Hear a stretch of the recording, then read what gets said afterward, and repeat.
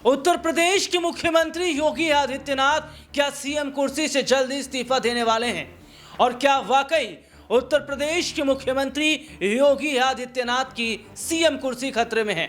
और आखिरकार क्यों ये कहा जा रहा है कि अब 2027 से 27 के पहले बहुत बड़ा होने जा रहा है, केंद्र में भी और उत्तर प्रदेश में भी।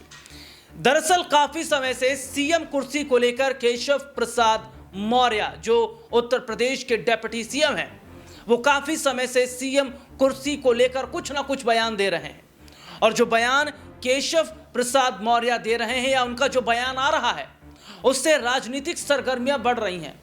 और इस पूरे मौके का फायदा अखिलेश यादव उठाना चाहते हैं।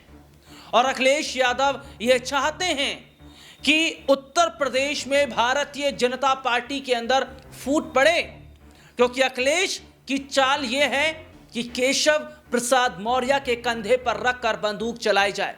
लेकिन ऐसे में यहां पर सबसे बड़ी बात क्या है कि जिस तरीके से यह देखा गया कि हाल ही में प्रधानमंत्री नरेंद्र मोदी ने नागपुर जाकर आरएसएस कार्यालय में मोहन भागवत से मुलाकात की और 2029 का जो टारगेट है वे सेट किया।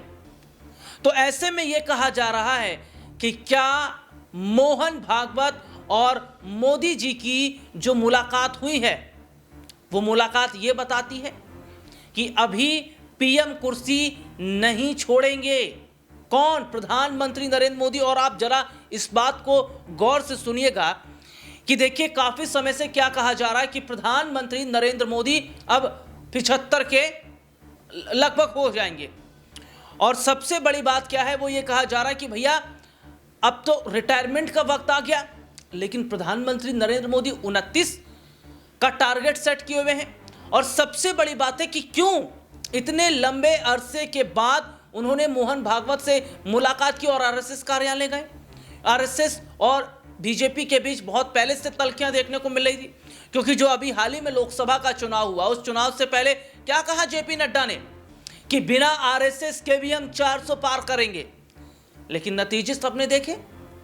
तो उसके बाद क्या यह वाकई महसूस हुआ मोदी को, शाह को, बीजेपी के तमाम बड़े चेहरों को कि बिना आरएसएस के तो पत्ता भी नहीं हिला सकते साहब, और ये तो चुनाव लड़ने की बात है, 400 पार की बात है।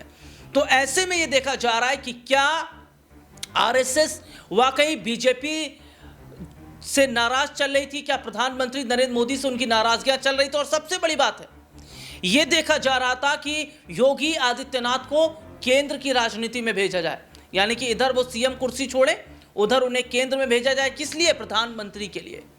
लेकिन यहां पर देखा जा रहा है कि जो प्रधानमंत्री नरेंद्र मोदी है, उन्होंने जो मोहन भागवत से मुलाकात की, उसके बाद ये तस्वीर साफ कर दी गई है कि वो 2029 का चुनाव भी लड़ेंगे। यानी कि क्या वाकई सब कुछ सेट बैठा लिया गया है। और जिस तरीके से आरएसएस भी ये चाह रहा था कि मोदी अब राजनीति छोड़ दे, गद्दी छोड़ दे, लेकिन क्या वाकई डील हो गई मोहन भागवत और पीएम मोदी के बीच में? इसलिए दोनों एक दूसरे की तारीफ करते नजर आए। और क्या योगी को जो केंद्र में भेजने की बात हो रही थी, वो सपना फिलहाल पीएम बनने का योगी का पूरा नहीं हो पाएगा।